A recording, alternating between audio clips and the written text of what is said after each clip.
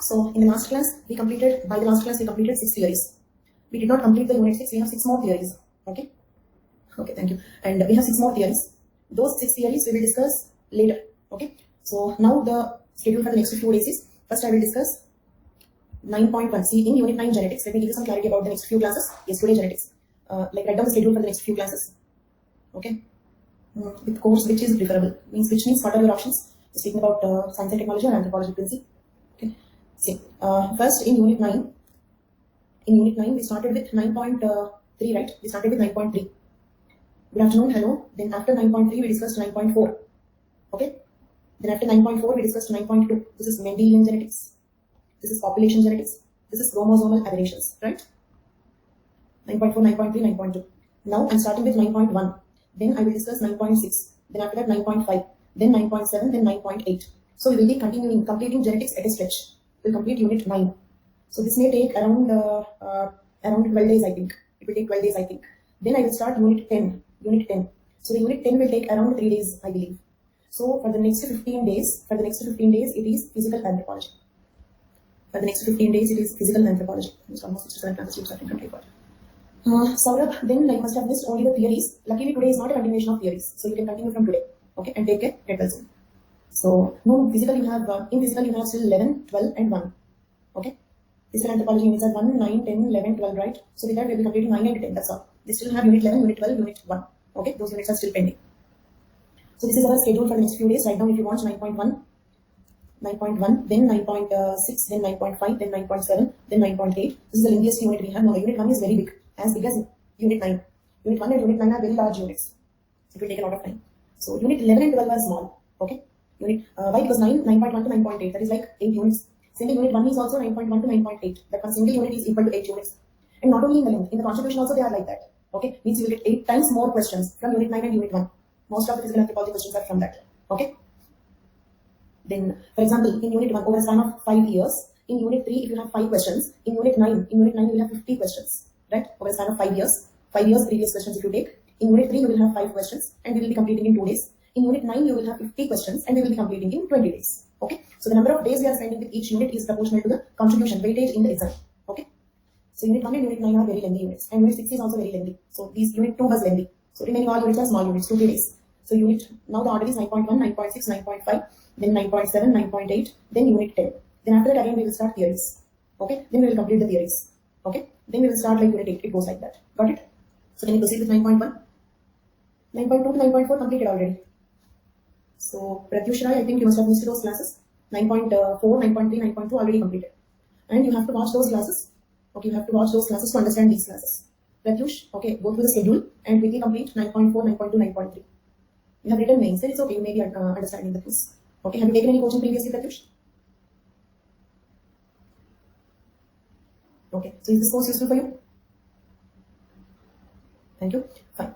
So now let us proceed with 9.1, that is human genetics. 9.1 is human genetics, methods and applications, right? So, in that, first we are going to discuss methods for study of genetic principles in man-family study. Okay, methods for study of genetic principles in man-family study, right?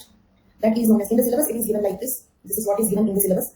The word pedigree analysis I think is not used in the syllabus, but the word pedigree means family tree. Okay, so man-family study is equal to pedigree analysis. Got it? Man-family study is equal to pedigree analysis. Can we proceed? So this is what we are discussing. Then, okay. Now let us see pedigree analysis. See, when it comes to human genetics, controlled mating experiments are not possible. Do I think take down these points all of you? Take down a few points. Human genetics. Okay. Under that, first write down controlled mating experiments. Controlled mating experiments are not possible in humans.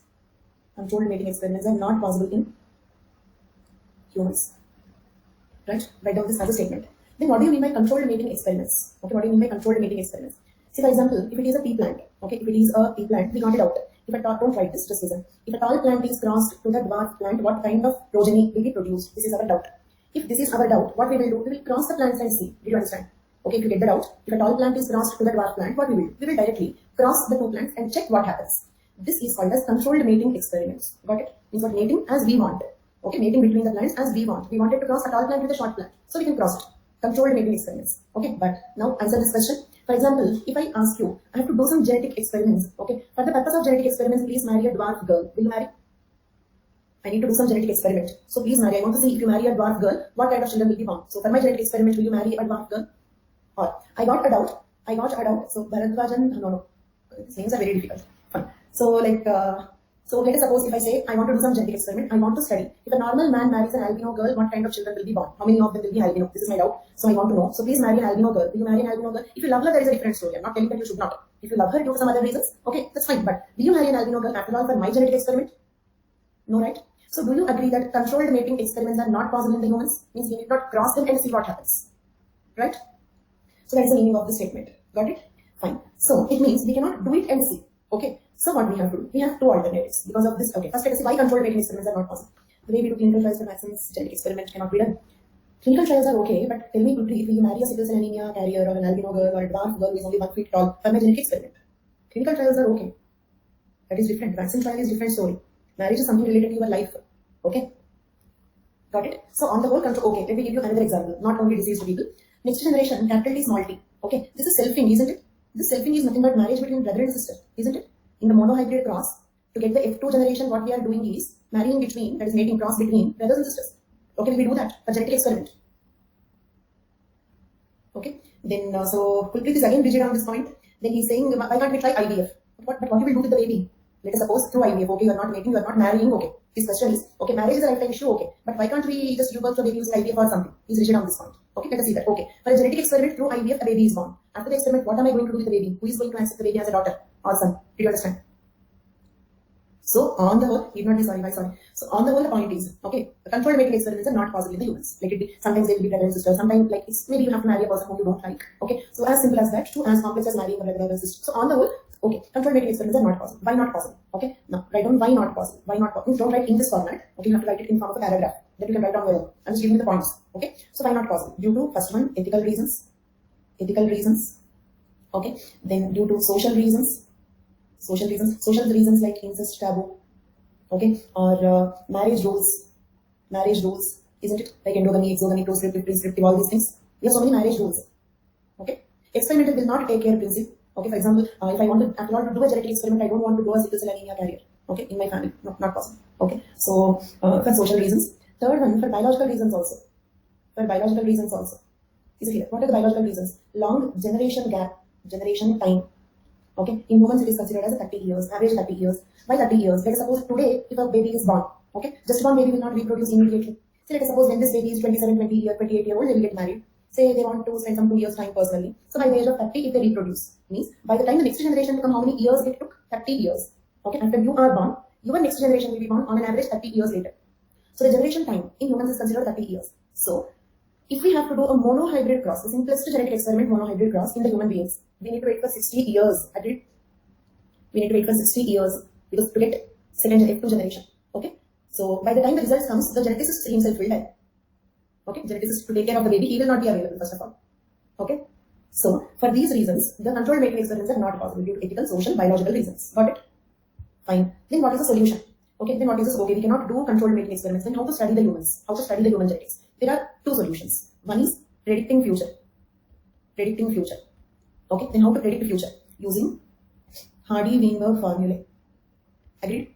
For example, I want to know the probability of a carrier for sickle cell anemia. Then we can use 2p2 equation. 2p2 is the carrier frequency.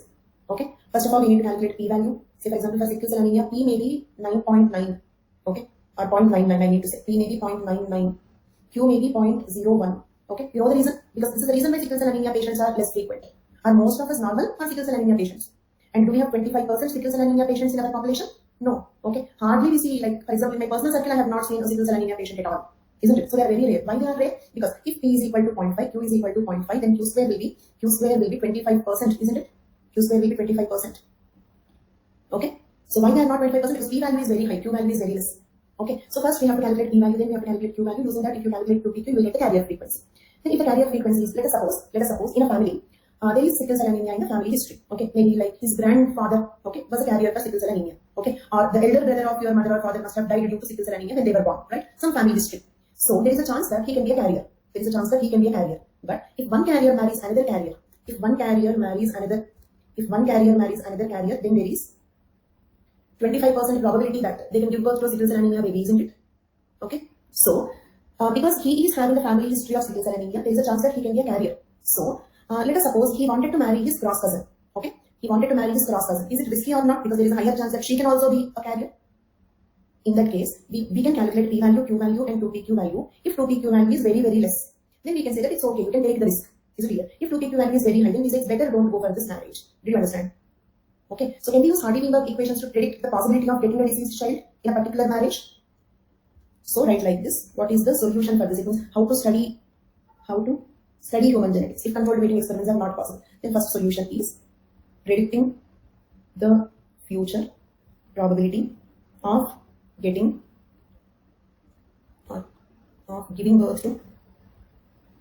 birth to a deceased child in a particular marriage using Hardy-Weinberg formula. This is one solution. Got it?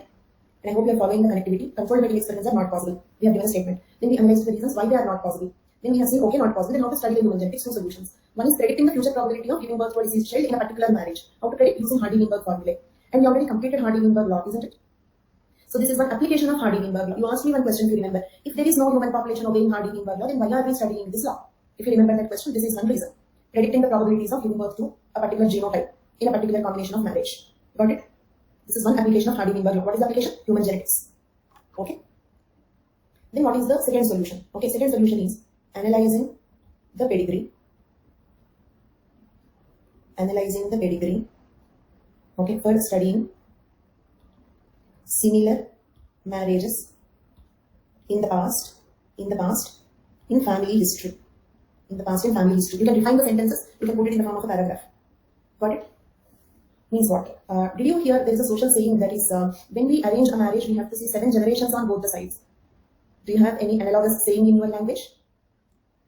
Okay, let's take Gotra and all. In Telugu, the saying is పెళ్లి చేయాలంటే అటు 7 తరాలు ఇటు 7 తరాలు చూడాలంట. Okay, it means translation is we have to check 7 generations on both the sides to settle a marriage. That's the translation. Got it? So it means whatever elders were doing was pedigree analysis only. So in the past, it means, say for example, 3-4 generations back, okay, say for example, he is a carrier. He knows that he is a carrier. Now he wants to marry another carrier. So we want to study what happens if 2 carriers marry.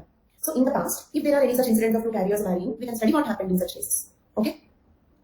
Yes, Gotra is nothing but 7 generations, isn't it? Gotra is nothing but 7 generations. When you check Gotra, it means you're checking 7 generations in a way. Because up to 3 generations, we call it as joint family. Okay? For example, your generation, your parents, and if grandparents are also there in your family, what you will call that family as? Joint family. So more than 3 generations, 4-5 generations are together, we call it as lineage. 6-7 generations are together, we call it as clan. Clan is analogous to Gotra. Okay? So checking the Gotra is nothing but the meaning of the saying that I said. But when we apply this to genetics, okay, this is a kind of analyzing the pedigree. Got it? So as the first option we have already completed, Hardy-Weinberg equations we have already seen. The second option is pedigree analysis. Now we are going to see pedigree analysis. Okay? 9.1 is human genetics. What is the link between human genetics and pedigree analysis? Pedigree analysis is a way, okay, how to study the human genetics. Right? Can I proceed? Family study. Man-family study is equal to pedigree analysis.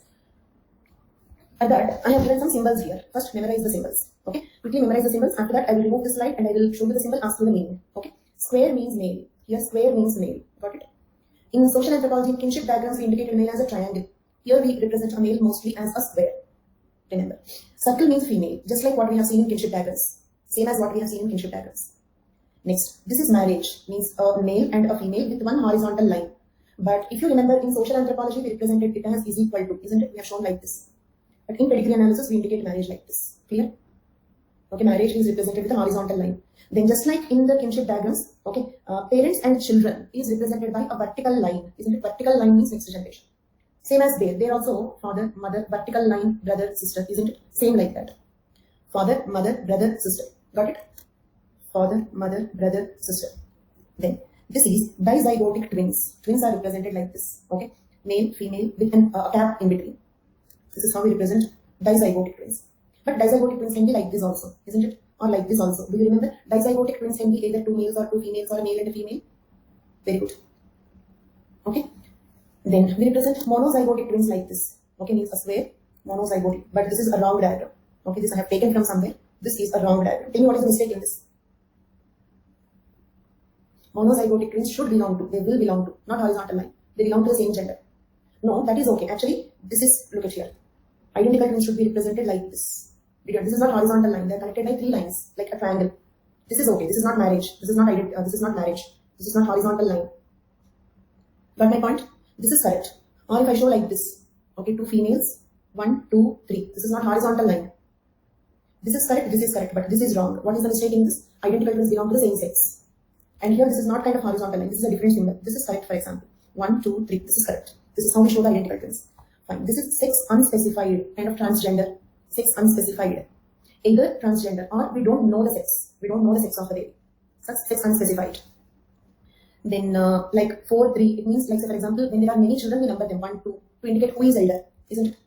For example, if you take like this, a father, a mother, then they had 1, 2, 3, 4. Okay, how to show them? 1, 2, 3, 4. We number them. To say who is eldest, who is youngest, like that. 1, 2, 3, 4 means like that. Then square or a circle which is shaded, if you completely shade it black color, did you notice? This one means that affected individuals, or you can also say they are diseased. For example, smallest, sickle cell anemia, or small h, hemophilia, or small a, albinism. I hope you remember these diseases. In albinism, which pigment will be absent? In albinism, which melanin pigment? Very good. Okay. So sickle cell anemia is a hemoglobin defect. Hemophilia is blood clotting factors not produced. Okay. Now, see, if you observe this one, this is half shaded, isn't it? A circle which is half shaded, or a square which is half shaded. It means they are carriers. They are carriers. Do you remember the word carrier? Let me check your memory quickly. The word carrier, what do you mean by carrier? Do they suffer from the disease? Are they deceased? No, not affected, but they can carry. It means they are heterozygotes, right? Exactly. Okay, they're heterozygotes. Look at here. Heterozygotes for autosomal recessive characters. And do we have carriers for dominant diseases? Do we have carriers for dominant diseases? No, very good. Because dominant diseases, for example, if you take a dominant disease, capital A is also deceased. Capital A, small a also deceased. One of you said die, but that is not compulsory. They need not die. Okay, they need not be lethal. Chandni and another student also said, okay, Kulpreet is saying either diseased or die. That is correct. Okay, either they are deceased basically. Okay, with the disease they may die. So only small a people will be normal, isn't it? So there are no carriers because dominant allele will express both in homozygous and in heterozygous conditions, isn't it? Okay, so no carriers in the dominant. But recessive, okay, for example, capital S normal. Capital small is also normal or carrier. They look normal but carrier. Small is diseased. Okay, reason is in the heterozygotes, the dominant allele will express, the recessive allele will not express. So they will not suffer from the disease, but they will carry the disease allele. Okay, so incomplete dominance, yes, that is there. Okay, leave it. Then now, if you draw like this half shaded, then in that case, it means they are carriers. Heterozygotes are carriers for autosomal diseases, autosomal recessive diseases. Got it? Okay, then if you put a circle with a dot in between, this one, okay, this one, a circle with a dot in between, they are carriers for sex-linked characters. Sex-linked recessive. Got it?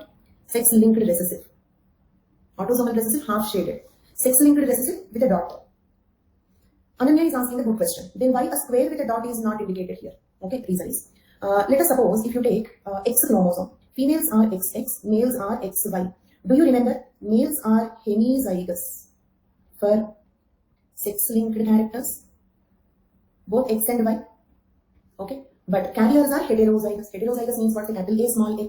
For example, if X chromosome, this is X chromosome, this is Y chromosome, let us suppose. If X chromosome is having the gene A, all of you answer this question. Do Y chromosome also have the same gene A?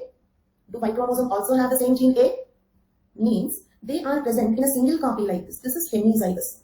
Single copy. But who are carriers? Carriers are heterozygous. Heterozygous people are, okay, carriers. So males cannot be either homozygous or heterozygous for sex-linked characters. They are hemizygous for sex-linked characters. And let me ask you one question. All of you respond to this, please. Because we are dealing with genetics after a long gap, maybe 1 month later we are dealing with genetics again. Are you finding it difficult to follow?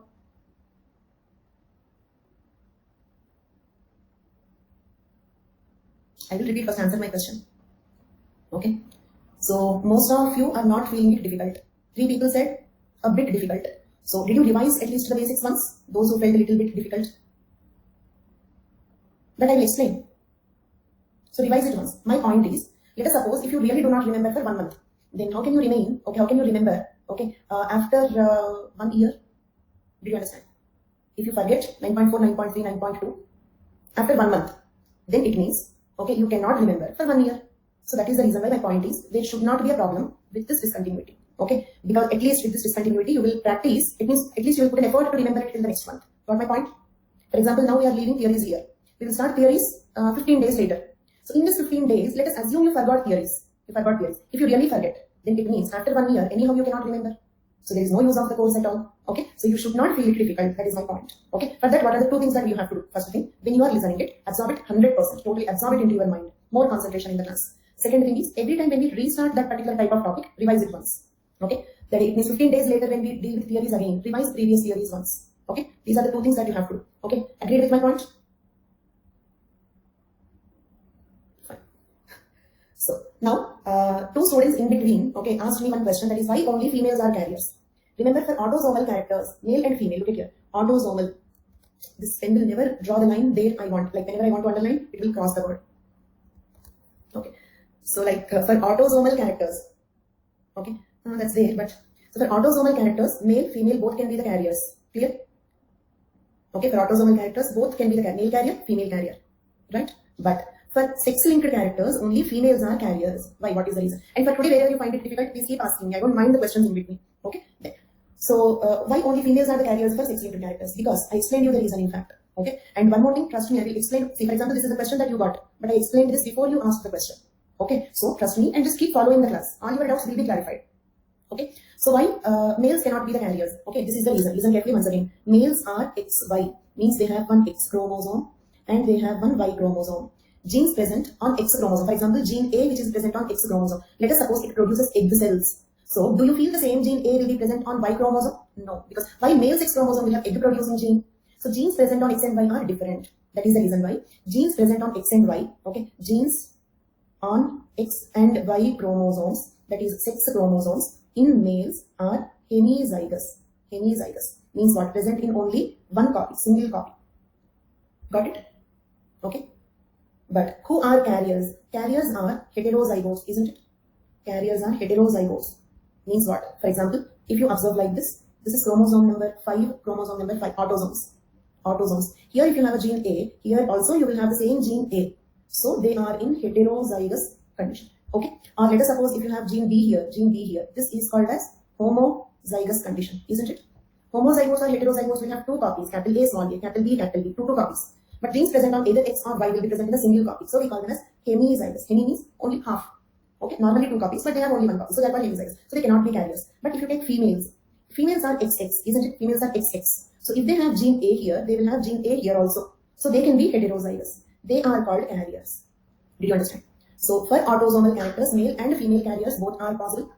But for sex-linked characters, always only females are carriers. Male cannot be a carrier for sex-linked characters. Understood the statement? All of you? Males cannot be carriers. Okay, I'll put it in the form of a question. Okay, which sex can be a carrier? For which sex can be a carrier for autosomal characters? Everybody please. Which sex can be a carrier for autosomal characters? I hope all of you have responded. And again, I'm reminding you our rule of the course is, okay, you will respond to all my questions. If you keep that rule, then you will listen without deviations because you have to respond. Okay. See, this is something like in the language chapter, we have seen one point, right? The woman will end most of the sentences with a question at the end, which I do always. Okay, I'm proving that theory always. Same way, did you notice if you have any friends who are girls or your sisters or your mother, they will in between keep checking whether you are listening or not, right? In between, they check whether you are really listening or not. Again, that is also something that I am doing. Okay, so come back to this, and for this one, for sex-linked characters, okay, particularly X-linked characters, who can be the carriers? Only female. That is the reason why for autosomal characters, these are the carriers. Okay, this one is carrier for sex-linked characters. Next symbol. Okay, if I draw a square or a circle and cancel that means death. Square or circle that is cancelled, that means death. And if I put like this and like this, or like this and like this means abortion or stillbirth. Okay, this is abortion or stillbirth. Got it? If the baby is aborted, this is the symbol. And I will give you all the symbols and I'll ask you the meanings. So I hope you are remembering. Abortion of baby. Abortion comes only in that one concept. Abortion is terminating the pregnancy. Okay, whatever it is, abortion, this is the symbol. Not shaded. Shaded means deceased, no? Shaded means deceased. Cancelled means dead. Okay? Abortion. Abortion or, that is not off. This is an image I have taken, so there are some mistakes in this. Abortion. Just remember abortion, that's all. Okay, ignore all these things. Just remember abortion. Anything, abortion is represented like this. Next one, this is how in general we draw the pedigrees. In general, this is how we draw the pedigrees. And last one, the is equal to symbol. In social anthropology, we represent marriage means is equal to. But here, this is equal to symbol means consanguineous marriage. Okay, this is normal marriage, I mean to say. This is normal marriage. Okay, marriage. This is consanguineous marriage. Okay. Marriage among blood relatives. You don't have a word blood marriage. Okay. Marriage among blood relatives or this one, consanguineous marriage. Okay. Next, proband. This is one thing we distinguish between. Proband is a person who is subjected to genetic counseling. Okay. For example, if you go for genetic counseling, then you are called proband. And what do you mean by genetic counseling? Do you remember, like, we have to like predict the future using Hardy-Weinberg equations or analyze the pedigrees? Who will do all that? Genetic counselor. Clear? Genetic counselor. So the patient, not patient, patient word is wrong, so we use the word proband. The person who receives counseling, who approaches the genetic counselor, is called proband. People don't do that in India. We check what we have to check, we don't check. What we need not check, we strongly check it. Okay. So what we have to check during the marriage, some pedigree analysis or HIV test or blood group testing. This is what we have to check during the marriage. But we check only horoscope, such things. Okay. And actually the gotra that we study also, sometimes people belonging to the same gotra, maybe they are not at all related genetically. People belonging to some other gotra, maybe genetically, coincidentally they have the same genotype as we have. Okay. So finally the point is, in marriage is what we have to check, we will not check that. What we should not check, we will check that.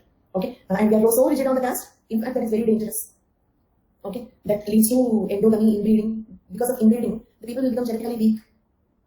And you might have studied, more Arya Vaishya people are getting COVID-19. Okay. That is because of becoming genetically weak due to prolonged inbreeding. Okay. Prolonged inbreeding means marriages within the same caste for a prolonged period of time will make the people genetically weak. In fact, intercaste marriages are good. And in fact, no problem with Sagotra marriages. But actually, that is what we follow. What we have to follow, we will not follow. Okay. Fine. So coming to this, consanguineous marriages. Done. Now I will give you the symbols. You have to answer. Okay. I will not ask you all the symbols. Okay. Wherever I feel that you get confused, I will ask them.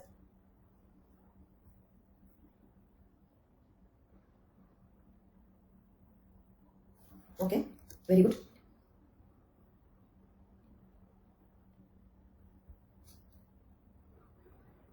Very good. Then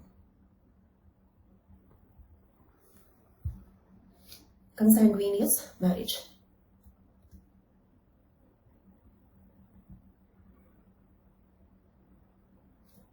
Very good. Okay. Then abortion or so okay, for this, remember either abortion or stillbirth. Stillbirth means what? Born dead. A dead baby is born. Maybe during the birth, the baby is born. Stillbirth. Okay. A square indicating an arrow mark towards that. Proband. Proband means the person who takes genetic counseling. Then in this image, the symbol is not given, but this one is known as propositus. Propositus. This is known as proband. Okay, write this. A male or a female person who receives genetic counseling. Okay, propositus means a female person who receives genetic counseling. Okay. If a girl takes genetic counseling, then it is called propositus. Can we proceed? Okay, fine. Then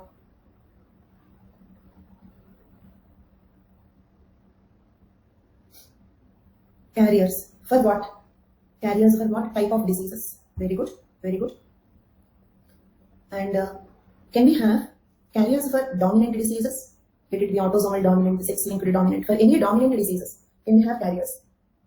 No. Very good. Then this is carriers for what type of diseases? Female carrier. Female carrier, okay, for what type of diseases? Because this is also female carrier only. This is also female carrier. This is also female carrier. So this female carrier is for, we can say X-linked characters, because what allosomes will be there in the females? X only, females are XX. For X-linked characters. Very good. Okay. Square or circle cancelled. Death. Then square or circle completely shaded. Completely shaded. Deceased. Okay. So that's all. Then remaining symbols are very simple. Now let us see. We have 5 types of diseases usually. Okay. First one is 5 types of diseases. First one, autosomal dominant. Autosomal dominant. Isn't it clear? It means, let us suppose chromosome number 2, chromosome number 2. Capital A, small a. If this capital A caused disease, do you understand? Means lethal genes we have already completed. Autosomal dominant lethals, right? Autosomal because the gene is present on autosomes. Autosomal because the gene is present on autosomes. Okay. Dominant because the dominant allele is causing the disease. Huntington's disease. Yes, exactly. Okay. Then second one is autosomal recessive diseases, isn't it? Autosomal recessive diseases. Okay. Means same on the autosomes, but if small a causes the disease. Example, albinism, sickle cell anemia, not hemophilia. Because hemophilia is X-linked recessive. Recessive, right? but that is not on autosomes. The gene responsible for hemophilia is present on X chromosome. Sickle cell anemia and albinism are examples for it. Okay. Then third type of disease, X-linked. X-linked means what? See, if the gene is present on X chromosome, okay, say capital A, small a. If the gene is present on X chromosome, then it is called X-linked dominant. Okay. Capital A present on, and I'll give you the examples later. First, let me just explain what is what. X-linked dominant means what? A dominant allele present on X chromosome causes the disease. Then fourth one is X-linked recessive. X-linked recessive means this one causes the disease. A recessive allele present on the X chromosome causes the disease. Are you following? If a dominant allele present on X chromosome causes the disease, X-linked dominant. If a recessive allele present on X chromosome causes the disease, then it is called X-linked recessive. Fifth type, Y-linked. Y-linked, that's all. Okay, not dominant and recessive. Why? Because, look at here.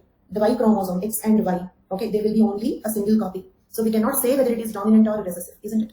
Hemizygous. Dominant means what? Let's see. In the heterozygous, where there are two alleles, this will dominate this, so we call it as dominant. But see, for example, if you have somebody else, then you will dominate them. If there is nobody else but alone, whom you will dominate? Do you understand? So dominant recessive words are not applicable because dominant recessive comes in relation. Okay? No, X cannot dominate Y. Okay? Because this dominant allele, recessive allele is a relation between two alleles of the same gene, isn't it? On X chromosome, you will have some other allele. Some other gene will be there. Because alleles, do you remember, they should present on same locus at homologous chromosomes. But X and Y are heterologous chromosomes. Do you remember that word?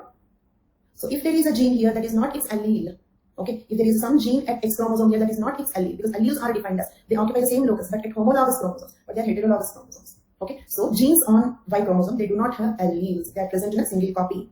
When there is a single copy, actually dominant allele, if you remember the definition, what is dominant allele? The allele that expresses heterozygous condition. But actually there is no heterozygous condition at all. So there is no question of dominant recessive. So simply Y-linked diseases. Means any gene which is present on Y chromosome causes the disease. Then they are called Y-linked diseases. Got it? Autosomal dominant, autosomal recessive. I will give examples. I will surely give examples, but not now. Okay, it means the story is not completed. We have to discuss each one after the other. Did you understand? This is just a classifying. Now we will discuss what is autosomal dominant. Then we will discuss what is autosomal recessive. Okay? So can I proceed? So autosomal dominant, autosomal recessive, X-linked dominant, X-linked recessive, and Y-linked diseases. First we are discussing autosomal dominant diseases. Okay? Autosomal dominant pedigree. Autosomal dominant pedigree means what? A pedigree having autosomal dominant disease, isn't it? A family having autosomal dominant disease in the family history. Got it? A family having autosomal dominant disease in the family history. For example, did you hear in the royal family, in the British royal family, there is hemophilia? Did you hear about it? Like that. A family having a family history of autosomal dominant. So first we are discussing autosomal dominant pedigree. I said we will discuss them one after the other. Okay. So now let us first discuss about autosomal dominant. Dominant conditions are expressed in individuals who have just one copy of the mutant allele. Is it clear? One copy sufficient? Means what? Capital A is also deceased. Capital A small a is also deceased. One copy is enough for the gene to express. Clear? Then the pedigree given below illustrates the transmission of autosomal dominant trait. This is the pedigree. Pedigree given below. This is the pedigree, but we will come to that later. Let us see certain characteristics. First one. There is no skipping of generations. There is no skipping of generations. Okay? Means what? Skipping of generations means what? Okay, let me just show that. Let us suppose in one generation, first generation. Okay? Do they have disease in the first generation? Are they diseased? All of you? Very good. They are diseased. Why? Because it is dominant. Dominant allele will express in heterozygous condition also. So in this generation, the disease is present. Possible? Okay. Then, if they both marry, then the possible children are capital A, capital A, capital A, small a, capital A, small a, small a, small a. Is there a disease in the second generation also? Yes. It means there is no skipping of generations. No skipping of generations. Agreed? Princey said not sure. Why Princey? Why not sure? Maybe a point is correct. There is a point here. I wanted you to get that out. But I said generation. It means do they have disease in the generation? Means need not everybody have it. Do they have disease in the next generation? Yes. By the way, skipping means what? Skipping means, for example, I skipped a meal. Means what? I ate breakfast, I ate dinner, but I skipped a meal in between. Means missing one thing in between. Or when you play skipping. Why that is called skipping? Because you skip one leg. Okay? One time you will use one leg, the other time you will use the other leg. So skipping means what? Leaving something in between. Right? It is what is skipping. Skipping of generations. Okay? Look at the sentence. Skipping of generations. Is there a skipping of generations? Means in this generation, do you have the disease? Yes. So no skipping of generations. Agreed? No skipping of generations. Agreed? Means no skipping of generations means what? Okay.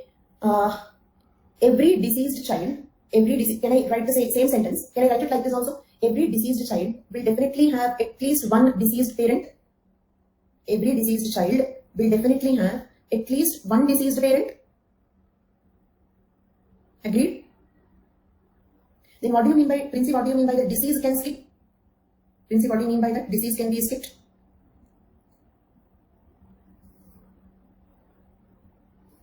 In second generation, okay? Now listen one point. For example, I ate my breakfast. After that, I never had food at all in my life. Do we call it as skipping? Do we call it as skipping? Skipping means what? Yes, no, yes, no, yes, no. That is called skipping. Yes, no, no, no, no, no. Is that called skipping? Got my point? So, probably what Princey wanted to ask, I will ask that question for her. Okay? So, the question probably you wanted to ask is, what if they have, listen carefully, is there a rule that, okay, recorded session, so will you be on my topic? Sure, Supratyush. Sure. But please put your question in the question section or towards the end of the class so that other students will not feel bored. Okay?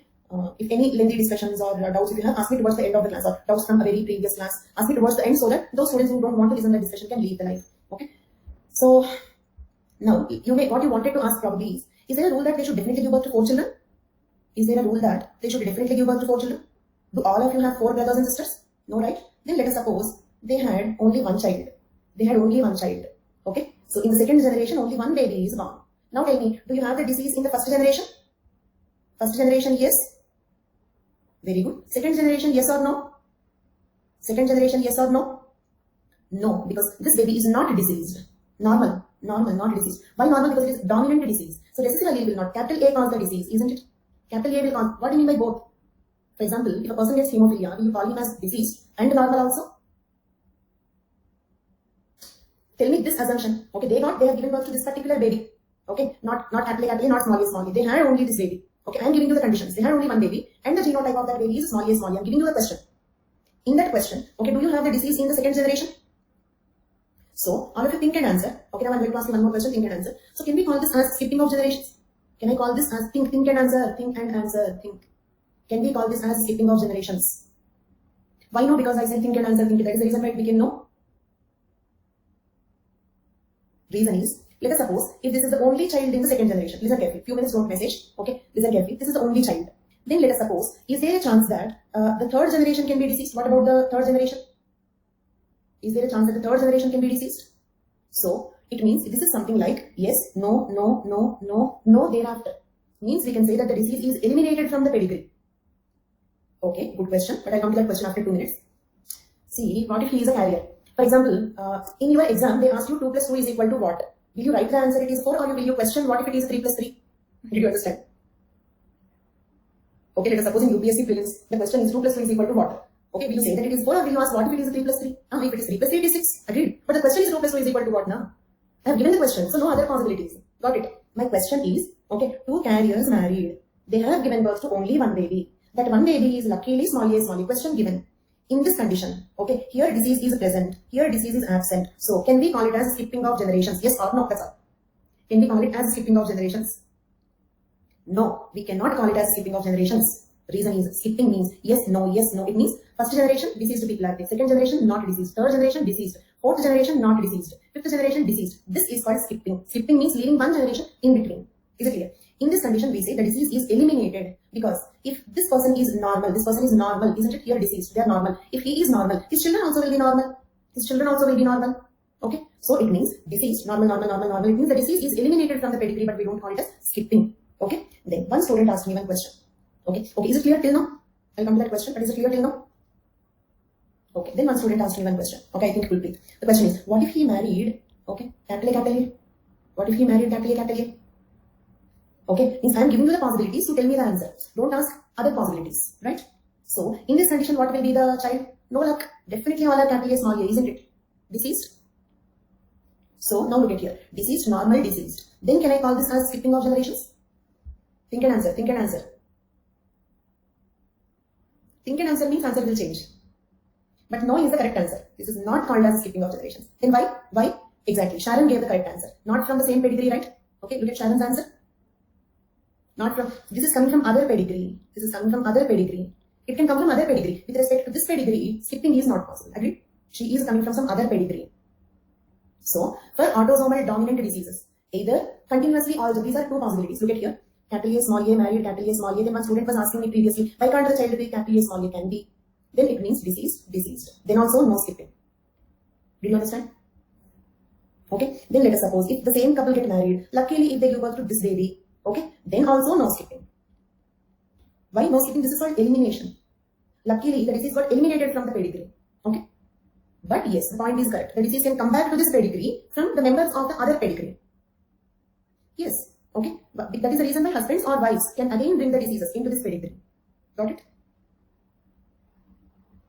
So if it is coming from another family, a person coming from the other family can bring the disease back into this pedigree. But with respect to that pedigree, this is not skipping of generations.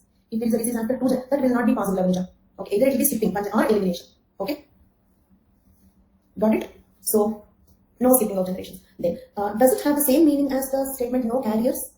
Because if skipping happens, okay, let's suppose recessive characters. Okay, do we have skipping for recessive characters? Yes. Reason is, let us suppose capital A, married, small a. Okay, in this generation we have disease. Okay, this is autosomal recessive. Okay, I hope you are getting my point. Autosomal recessive. Then these two married, deceased. Next generation carriers. Carriers, right? Carriers means normal. Okay, means no disease. No disease. Okay, but if they marry, okay, if these carriers marry, okay, then it means, okay, whoever might be the next person. Let us suppose if the next person is capital A, small a. Then in the next generation, there is 25% chance that the person will be deceased again. So deceased, normal, deceased. Can we call this as skipping? Skipping. Because a member of this pedigree is carrying. Is it clear? Maybe other person is also contributing. But, okay, a member of this pedigree is carrying. Okay, I will repeat. We are discussing autosomal recessive now. Okay, Ramnarayan, for autosomal recessive, capital A, normal or deceased? Quickly, first. Capital A, normal or deceased? Ramnarayan, normal. See, when I ask capital A is normal or deceased, means you are saying small a is diseased. Is it diseased? Autosomal recessive. Autosomal recessive. See, autosomal recessive means what? Autosomal recessive disease means recessive allele cause disease. Then we call it as recessive disease. Clear? When do we call it as an autosomal recessive disease? If the recessive allele is causing the disease. If the dominant allele causes the disease, we call it as dominant disease. If recessive allele causes the disease, we call it as recessive disease. First remember this, all of you. So, for autosomal for autosomal recessive disease, okay, for autosomal recessive disease, I have written it, okay, and okay, even encircling also this one. Recessive disease. Is capital A normal or diseased? Small a normal or diseased? Diseased. So, in the first generation, we have disease. Got it? Then, what will be the genotype of all their children? All their children will be? Very good. They are carriers or normal, because carriers look normal, isn't it? Carriers are not diseased. Normal means second generation, the disease is absent. There is no disease in the second generation. Then, can we get the disease in the third generation? Yes. If he marries, okay, another carrier, then in the next generation, capital A, small a. So, do we have disease in the third generation? Entire, see, let it be 25%, 50%, 100%, leave percentage. In the generation we have it or not, or can we have it or not? Yes.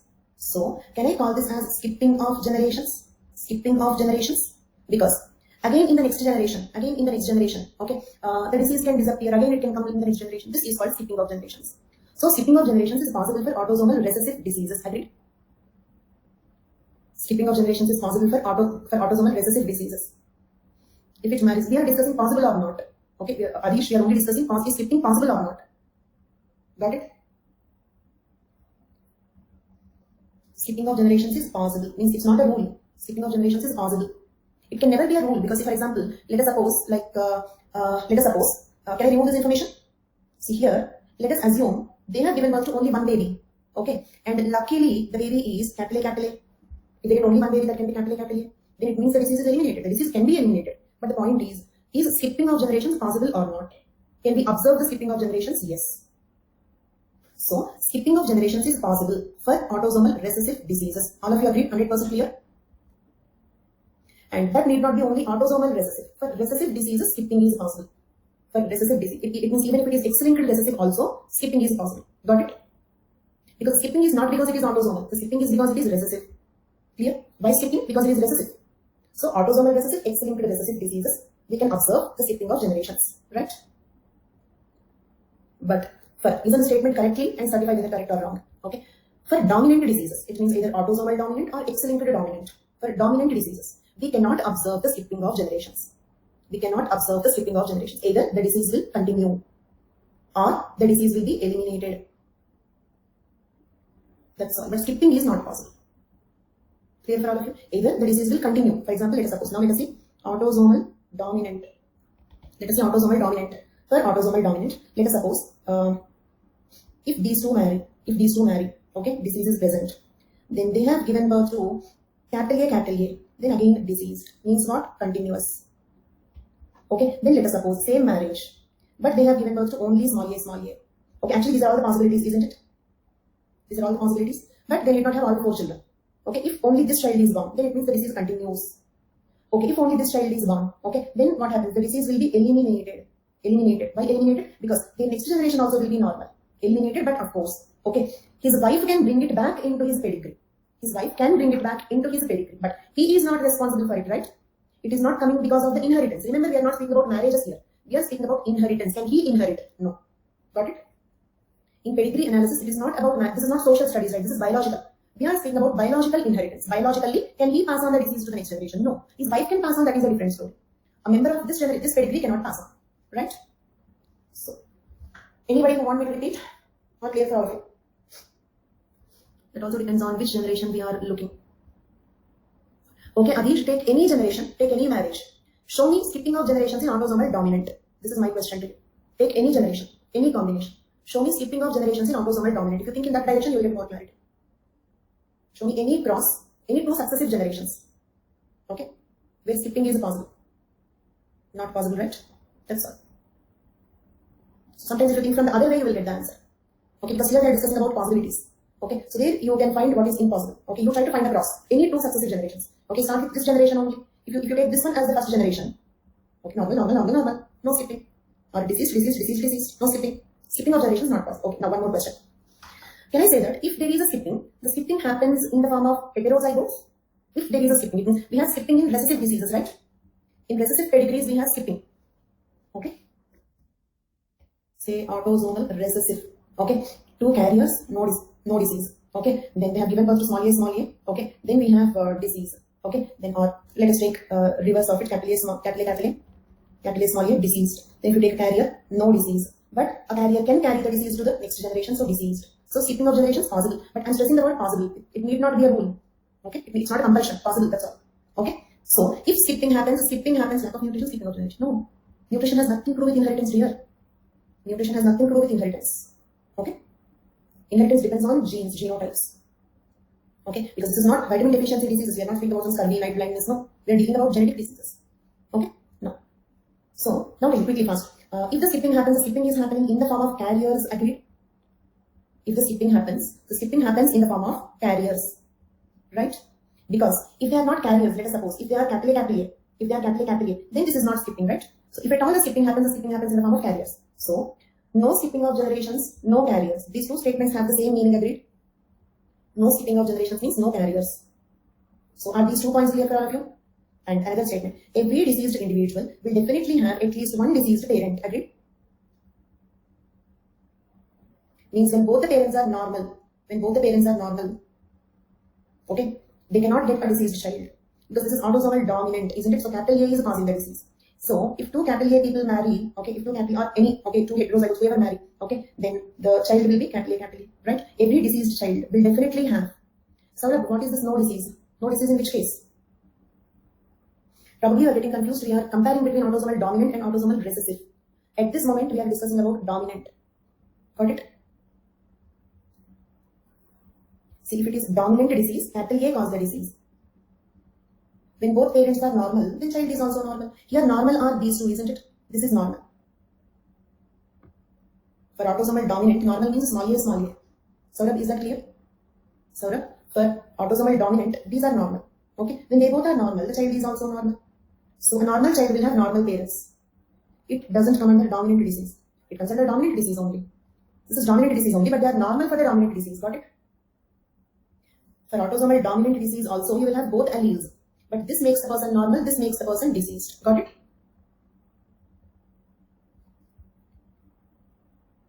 Ranjan, is that clear?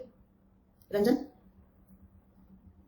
Okay, for dominant diseases also, see for example, this is dominant disease. Okay, I'll show you here some dominant disease. You will have both alleles, but this causes, okay, let me give you the comparison. Dominant disease, recessive disease. Here also you will have capital A small a. Here also you will have capital A small a.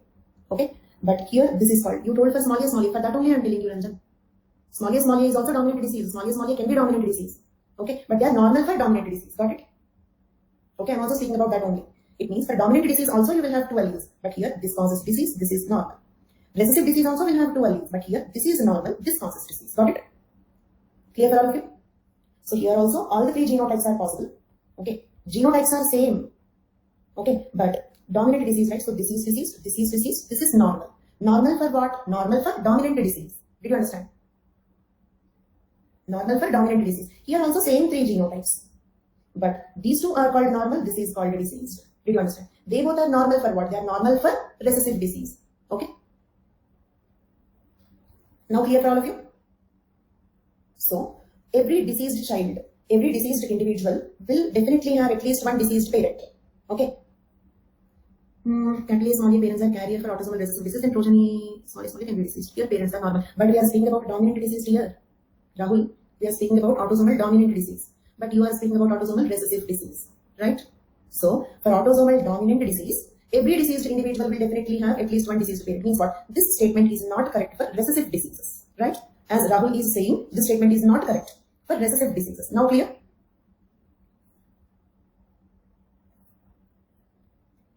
Fine. So, can I say, in fact, okay, let us see this also. Diseased child. For autosomal dominant diseased child should be, okay, either capital A or capital A small a. Now tell me, if both normal people marry, can they give birth to capital A or capital A small a?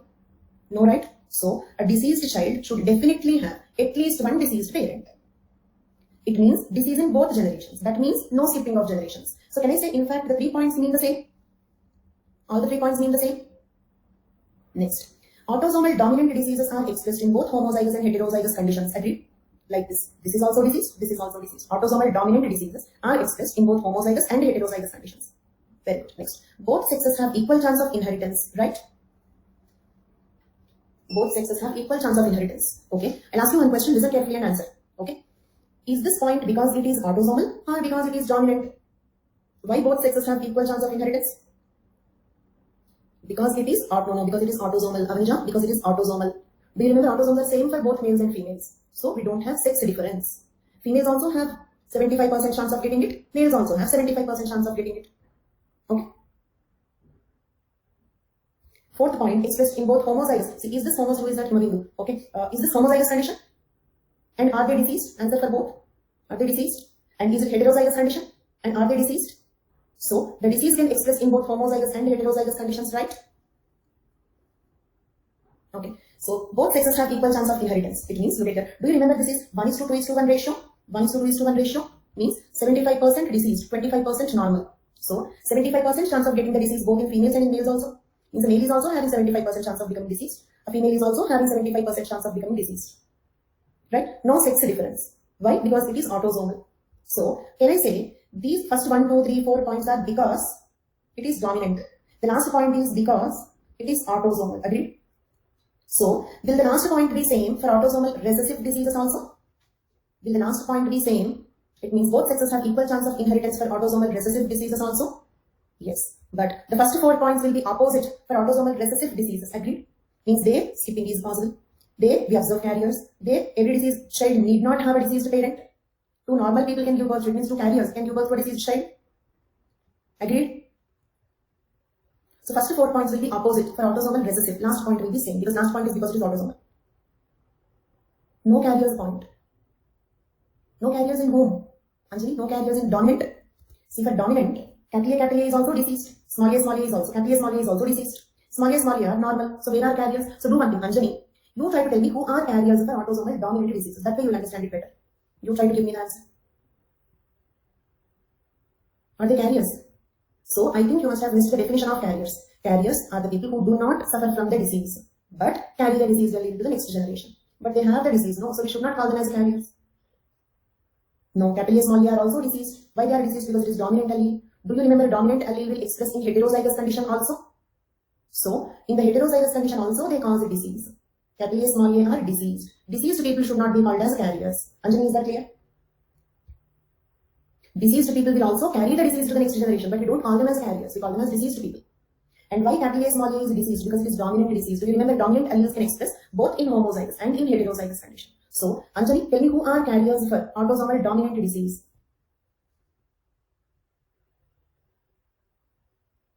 Anjali, who are carriers for autosomal dominant disease?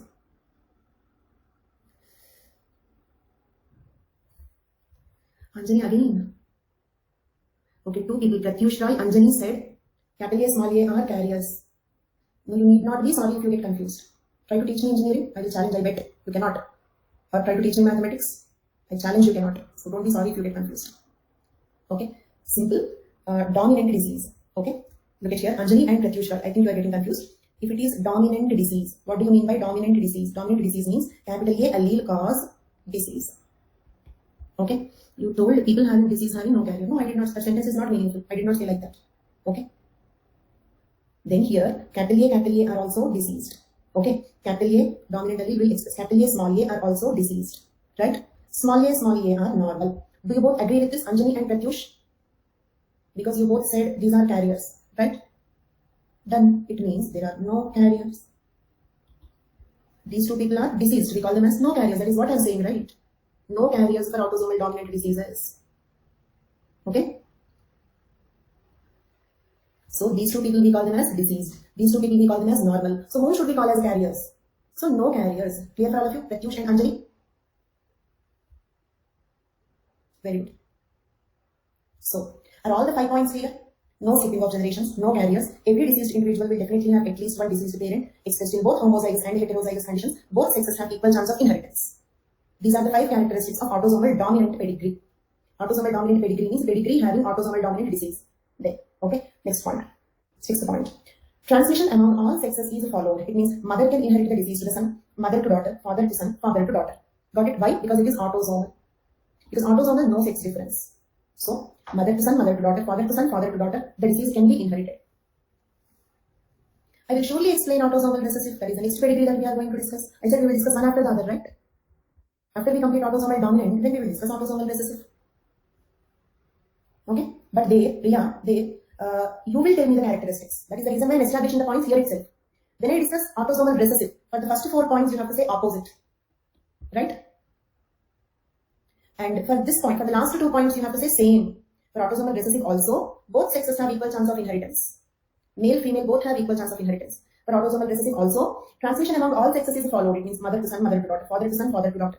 Okay? Means the disease can pass on from mother to son, mother to daughter, father to son, father to daughter. I'm just giving some food for thought. I'm making you think, that's all. Autosomal recessive we will discuss. But there, I will not give you the points. You will give me the points. So I'm in general explaining the concepts.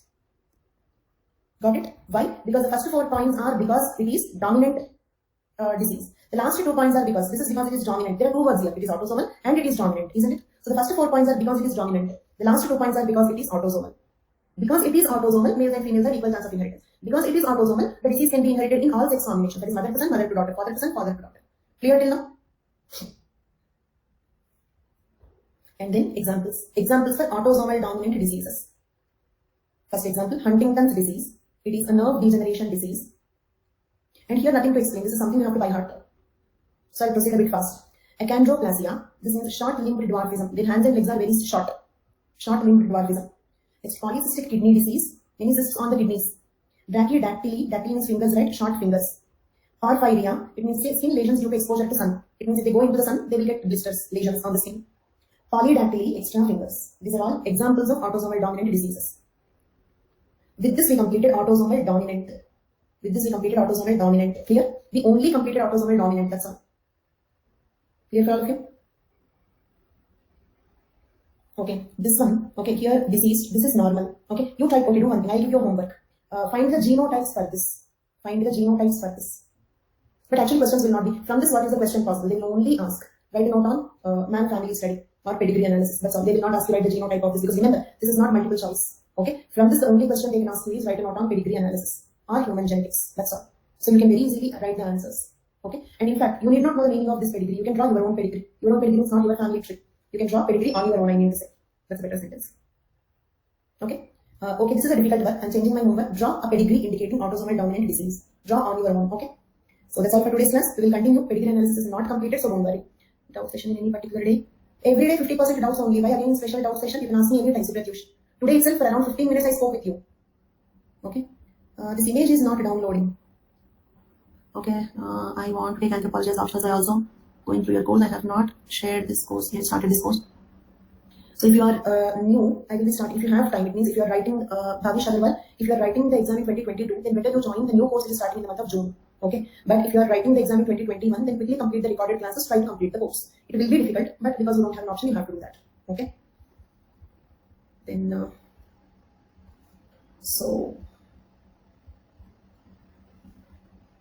Shubham, even if you are writing in 2022, if you are there since the beginning of this course, this is better because the earlier you complete, the better it is. Okay. So taking the separate class for doubts is time waste and instantaneously clarifying all your doubts. Okay.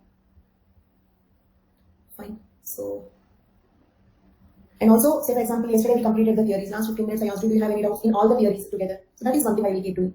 Once one chapter is completed. So if you stop theories and starting genetics, I'll ask you whether you have doubts since beginning. Thank you so much. With my course, my notes is best. You don't need any extra reference. Every point is given in the notes. And the content in the book will be roughly the same as the notes that I am giving you. So don't so eagerly wait for the book also. Thank you so much. Bye-bye.